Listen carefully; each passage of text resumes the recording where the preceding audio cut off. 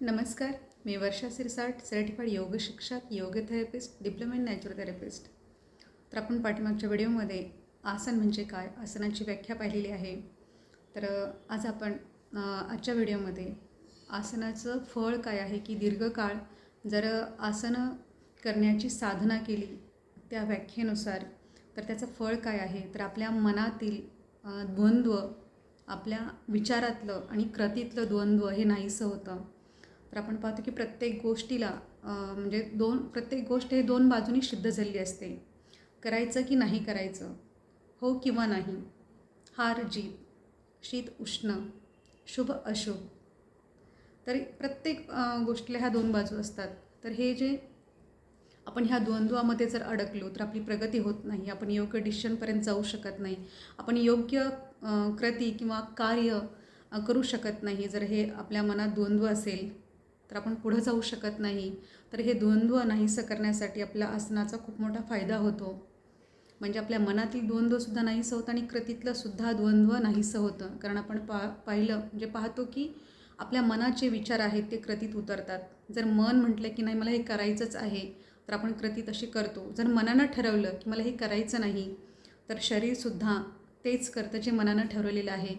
तर आसनानं आपल्या मनातील द्वंद्व नाहीसं होतं आणि त्यामुळे मनातील द्वंद्व नाहीसं झाल्यामुळं आपल्या कृतीतलं सुद्धा जे द्वंद्व आहे ते नाहीसं होतं. म्हणजे आपण योग्य डिसिजनपर्यंत जाण्यासाठी आपल्याला ह्या आसनांचा, ह्या साधनेचा खूप मोठा फायदा होतो.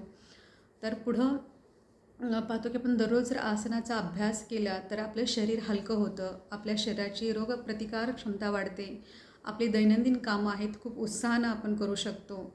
आपल्या शरीरातील आणि मनातील जी काही अशुद्धता आहे ते दूर होण्यास मदत होते.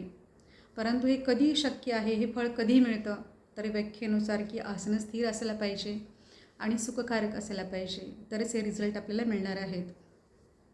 पुढं आता आपण पाहतो की मी खरं तर म्हणजे मला सांगायला आवडेल की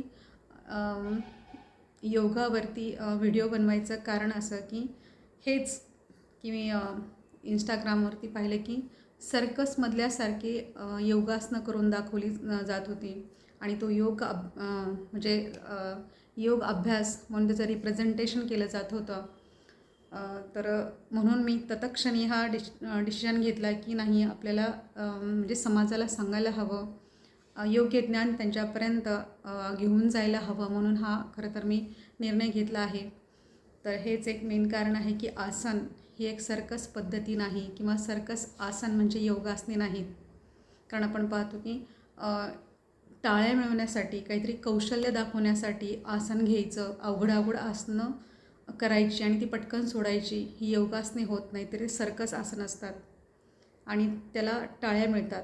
परंतु आपण जर पतंजली मुनींनी किंवा वेदशास्त्रांमध्ये जी काही आसनाची व्याख्या सांगितलेली आहे आणि त्या पद्धतीनं जर आपण आसनाचा अभ्यास केला तर नक्कीच बघा, जो मेन आपल्या आयुष्यात जे काही द्वंद्व आहे मनाचं आणि शरीराचं ते नाहीसं व्हायला मदत मिळते.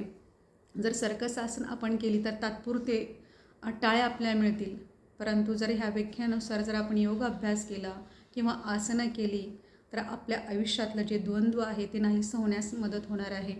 तर बघा, म्हणजे हा खूप अभ्यासाचा विषय आहे आणि योग्य ज्ञान घेऊन जर कृती केली तर खूप मोठं यश आपल्या हातामध्ये येतं. तर अशा प्रकारे आपण योग म्हणजे काय समजून घेत आहोत. पाठीमागचा व्हिडिओ थोडा म्हणजे मोठा झाला किंवा लाँग झाला, पण खूप छान माहिती आहे. तर मग आज आपण आसनाचे जे काही फळ आहे किंवा आसनाचे परिणाम काय आहेत ते आपण पाहिलेलं आहे. तर दररोज जर आपण आसन केलं तर आपला मूड जो आहे किंवा आपली कामं करण्याची क्षमता खूप चांगल्या पद्धतीनं तयार होते. एक प्रकारचा आत्मविश्वास आपल्या विचारांमध्ये आणि आपल्या कृतीमध्ये येते. तर आपण पाहतो की जोपर्यंत आपण नियम पाळत नाही तोपर्यंत आपलं आसन व्यवस्थित जमणार नाही आणि जर आसन आपण व्यवस्थित जर आपण आसनाचा अभ्यास केला नाही तर आपल्या पुढचा प्राणायामाचा अभ्याससुद्धा नीट करता येणार नाही. कारण ह्या टप्पे जे आहेत, एक पहिल्या टप्प्यावरती दुसरा टप्पा अवलंबून आहे, दुसऱ्या टप्प्यावरती हा तिसरा जो टप्पा आहे किंवा तिसरं अंग जे आहे हे दुसऱ्या म्हणजे पहिल्या आणि दुसऱ्या अंगावरती अवलंबून आहे. तर समाधीपर्यंत जाण्यासाठी आपल्याला ह्या पायऱ्यांमधून जावं लागेल आणि त्याचा योग अभ्यास करावा लागेल. आणि जसं की योगाचं जे ध्येय आहे की योग चित्तवृत्ती निरोध, तर त्याच्या प्रगतीची वाटचाल म्हणजे स्थिर सुखम आसनम, म्हणजे पुढचा अभ्यास करण्यासाठी ही अवस्था म्हणजे आसन हे व्यवस्थित करणं अपेक्षित आहे. तर अशा प्रकारे आपण कालच्या व्हिडिओमध्ये आसन म्हणजे काय समजून घेतलेलं आहे. आज आसनाचं फळ काय आहे ते सुद्धा आपण पाहिलेलं आहे.